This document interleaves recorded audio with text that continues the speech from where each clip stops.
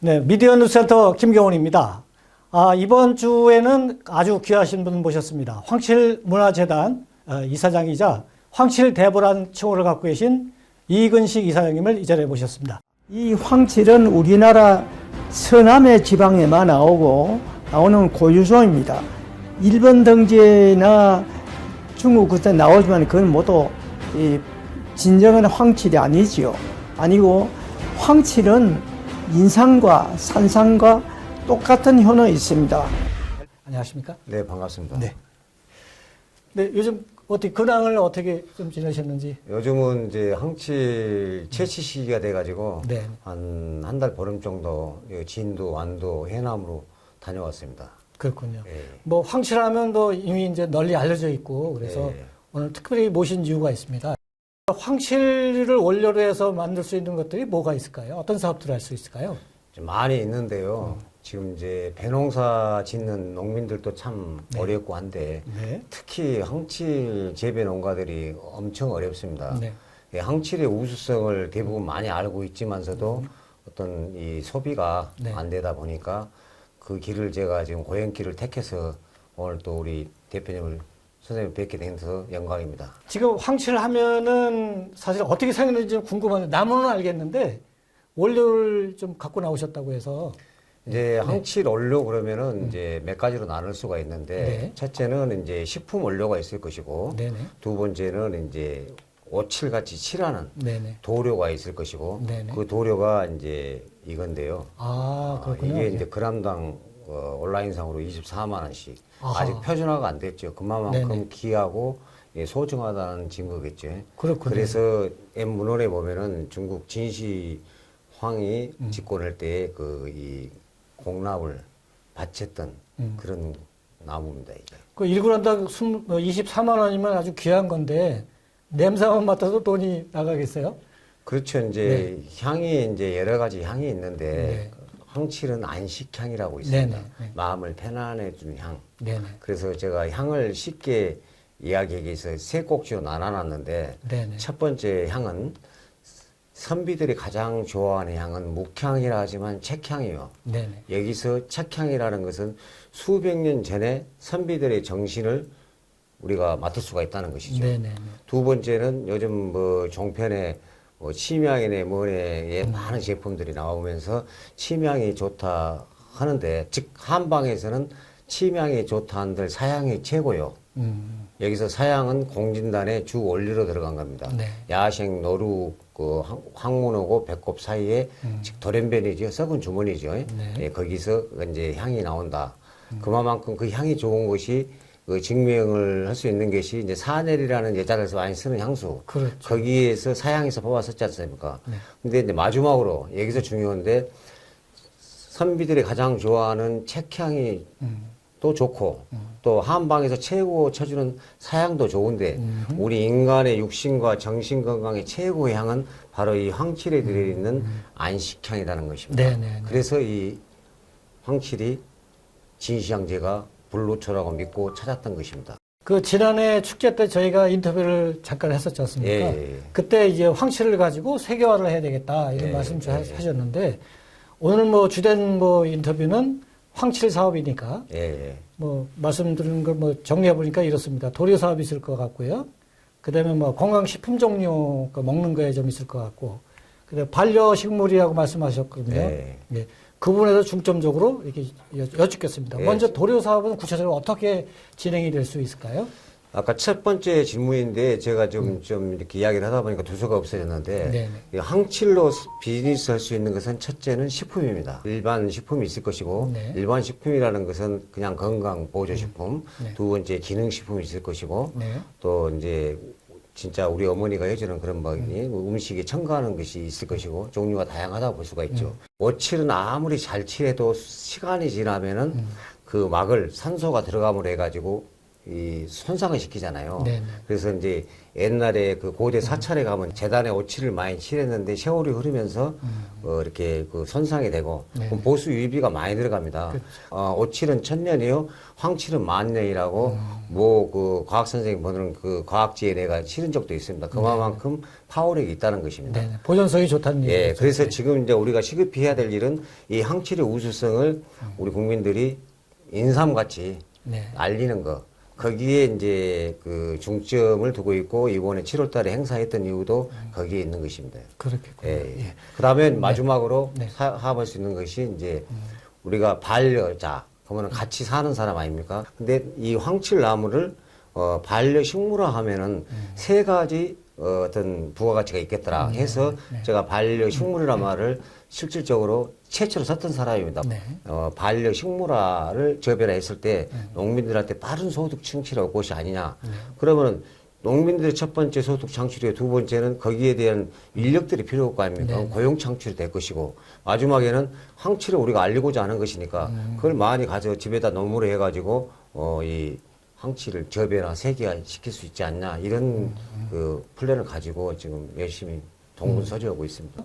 반려식물이라는 건 또 같이 뭐 동반해서 네. 뭔가 그 이렇게 도움을 줄 수 있다는 건데 그 뭐 그냥 상물한테도 안식향이 나올 수 있나요? 그 그렇죠. 안식향을 이제 맡아서 제가 이제 뭐, 우스갯소리로 이제 그 이 반려식물을 집에 갖다 놓으면은 네.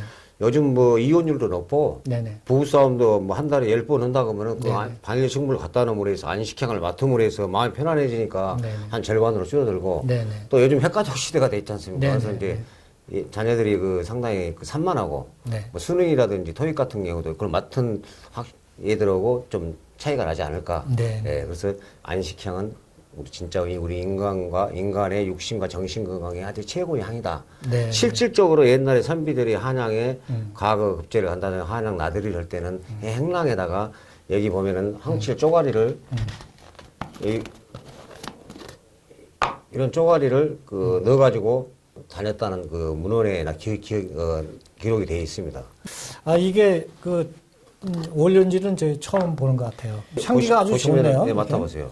그러니까 향기가 지금 제가 아파트를 한 채를 들고 있는 겁니다. 그럼 이 정도를 뭐 이렇게 좀 모으려면 어느 네. 정도나 세월이 걸릴까요? 실나무 아름들이 막 20에서 30 그 센치 정도 되는 네. 것들을 한 20그루를 만나야만이 몇 그램, 1년에 몇 그램밖에 채취가 안 됩니다. 네네. 그것도 뭐냐 그러면은 나오는 시기가 있어요. 네. 6월, 7월, 12월 초까지도 나오는데 네네. 얘네들이 가장 스트레스를 많이 받을 때 그러니까 이제 막 덥거나 막 그 비가 많이 오거나 막 이럴 때 이 스트레스를 많이 받습니다. 네네. 즉 이제 그 전문용어로 해야하면 파이토케미칼이라고 자기 몸을 보호하게 한 물질이 바로 이 애기라는 상태로 나옵니다. 네네. 근데 이제 오칠이라든지 고래새 같은 건 칼집만 내면 많이 나오잖아요. 그렇죠. 근데 황칠은 그렇지 않다는 것이죠. 그래서 이게 인삼 대체 작목으로서 토종 자원화할 수 있는 것이 우리 나라의 지금 전 세계적으로도 가장 희귀한 거다. 이 향칠 묘목을 뭐 아파트나 이런 도시 농업의 일환으로 해서 키울 수 있도록 이렇게 저변 확대하는 것도 괜찮을 것 같습니다. 그러면 여기 뭐 주변 축제 때 한번 그것도 구원하는 것도 괜찮을 것 같습니다. 아니 이제 여기뿐 아니고 이제 사실 뭐 전국뿐 아니고 전 세계로 네네. 그 우수한 그러니까 문화와 이제 그 어떤 식품이나 이런 걸 결합을 해가지고 그 코리아 네네. 이렇게 그 알리는 K푸드로서 네네. 그 가까운 시일 내에 100대 수출 산업으로서 어떤 초석을 마련할 수 있는 네네. 원료가 바로 황칠나무다. 예. 알겠습니다. 그럼 두 가지만 더 여쭙겠습니다. 예, 예. 그동안에 이제 황칠 뭐 대부 칭호도 받으셨고 대표적인 뭐 이렇게 뭐 제품화된 게 있다면 뭐가 있을까요? 지금 제가 그 전대에서 좀 오래 있었고 곡성 그 생물방식도 오래 있었고 그 충북 계산 중원대학교에서 오래 있고 그랬는데 한 49가지를 제가 응용을 했더라고요, 제품을요. 네네. 예, 여기는 식품도 있고 그다음에 이제 그 문화 예술 제품에 뭐 동양화가 됐든 서양화가 됐든 불화가 됐든 탱화가 됐든 여러 그 목 제품이 됐든 이런 데다가 황칠을 응용할 수가 있고 네네. 이제 이런 부분들은 이제 우리가 이제 초석을 해줌으로써 후손들이 진짜 그 어떤 그 100대 수출 산업으로서 자리매김해가지고 네네. 효자 상품으로서 수출 효자 상품으로서 충분히 키울 수가 있다. 네네. 예, 그렇게 그럼 생각합니다. 가장 큰 어려움이 뭐가 있으셨어요? 저는 사람을 둘 수가 있겠습니다. 네. 그 가정 교육, 즉 네. 역사 교육이 중요하다. 역사라는 것은 여러 가지 방면에 우리가 생각할 수가 있지만은 특히 황치를 제대로 알게 되면은 네. 그 역사성 또 이 우수성 네. 또 미래의 어떤 그 지향성이라든지 충분히 이 국보로서 같이 할 수 있는 것이 황칠 나무인데 가장 상처를 많이 준 것이 이 사람이더라. 예, 그냥 황치를 가지고 뭐 삼계탕에다가 한 조그만 그 몇 조각을 넣어가지고 삼계탕에다 그러고 또 내가 이런 일도 있습니다. 이거 우습게서 드십시오. 막걸리를 이제 우리 아들이 한번 만들어라 그러더라고 몇 년 전에. 그 애가 이제 황치를 알리려고 막 하는데 막걸리 딱 이제 떠오르는 거예요. 49가지를 만들고 난 다음에. 근데 막걸리는 야, 이거 효자 상품이 되겠다. 무릎을 탁 쳤습니다. 그 이유는 뭐냐? 막걸리라는 것은 서민 제품 아닙니까? 네. 이걸 제대로 만들어 놓으면은 자식이 10명이면 뭐합니까? 효자는 하나밖에 없더라. 네. 그래서 효자 상품을 만들게 되면은 자동적으로 이 향칠의 우수성이 재변화되겠다. 그런데 확신을 갖고 요즘은 향칠 대부 생막걸리라고 지금 만들어서 사실 여의도 바닥에서는 뭐 장급 들어가신 분들은 다 먹고 있습니다. 아, 예, 근데 이제 TV 광고를 하려고 보니까 낮방송에는 또 안 된다는 거예요. 여기 보니까 황칠 대우 막걸리가 나오는데 아, 예. 사실 술이 아니라 보약 한 첩이다 이런 말씀 하시는 아, 그것은 막걸리는 사실 우리 어머니들, 우리 조상들이 그 귀중하게 소중히 했던 농민주잖아요. 근데 대부분 요즘 이제 화학 조미료들이 많이 들어갑니다. 네네. 아스파탐 그러면 설탕이 200배잖아요. 네네. 그런 걸 넣어서 이제 맛을 많이 내고, 근데 우리는 전통 누룩으로 네네. 우리 어머니, 부모님들이 만든, 선조들이 만든 그 공법으로 해서 이번에 또 서울대 출신들 한 2명 박사급들도 섭외해가지고 모셔가지고 아주 이제 맛을 다 잡았습니다. 그래서 막걸리 회사가 뭐 제가 알기로는 뭐 한 1,300 몇 군데가 있는데 이제 막걸리 축제도 나와라고 오더라고요. 그래서 나는 술 장사가 아닙니다. 안 나갑니다. 저는 술은 술이되 약주다. 이 컨셉으로 지금 마케팅을 하고 있습니다. 네. 예. 그 황칠 학명 자체가 만병통치라는 게 있습니다. 아, 예, 아주 네. 왜 그 질문을 안 하신가 했는데 네. 사실 황칠은 학명을 빼놓고 이야기를 할 수가 없습니다. 그렇죠. 근데 파낙스란 말이 있는데 파낙스는 만병통치라는 의미를 갖잖아요. 네, 네. 자, 만병통치라는 말을 다시 이야기하면은 샤포닌, 사포닌을 쉽게 이야기하면은 거품, 네. 비누, 샴푸. 네네. 이제 분자 구조가 이제 나노화 되어 있다 이거죠. 그래서 지금은 실질적으로 식품도 지금 쪼개는 싸움을 하고 있지 않습니까? 우리 컴퓨터도 마찬가지고 완전히 이렇게 나노화 계속 하잖아요. 그러듯이 인삼은 첫 번째 학명이 인삼은 진생타낙스라고 합니다. 그러면 해석을 하면은 진생은 인삼, 타낙스는 만병통치나무. 다시 교합하면은 인삼 만병통치나무로 딱 끝납니다. 네네. 두 번째 또 파낙스가 있습니다. 오갈피 아시죠? 오갈피. 네네네. 오갈피는 아칸토파낙스. 즉 오갈피 만병통치나무 이것도 만병통치나무로 딱 끝나봅니다. 네. 근데 항칠은 참 아이러니 아주 기가 막힙니다. 만병을 없애는 만병통치나무다. 그러니까 만병을 가져가는 만병통치나무다. 이렇게 학명이 돼 있는데 덴드로파낙스 모비페라. 덴드로는 나무, 파낙스는 만병통치나무, 모비페라는 만병을 히라브 어를 두고 있는데 만병을 가져가는 만병을 없애는 이렇게 이제 그 의의가 정해져 있는데 이 학명을 누가 지었냐? 이 서양 사람들이 그때 당시 수백 년 전에 이 동력도 없을 때 노를 젓고 와갖고 그 학명을 지어놓고 왔다는 겁니다. 네네. 그래서 실례로 이 학자들이 그 학명에 매료가 돼가지고 연구 오신 분들이 많이 있습니다. 네네. 오늘 저 황칠 대부님 모시고서 이제 사업성에 대해서 이제 여쭤보고 있는데요. 뭐 중요한 것들은 이렇게 배경화면 보시면 좀 될 것 같고요. 아, 그래서 저 가장 궁금한 게 있는데 네. 황칠하고 인연을 맺게 된 그 근본적인 뭐 이유라도 좀 있었나요? 어떤 에피소드라도 있으면 소개해 주시죠. 네. 고향은 경상북도 경주고 네.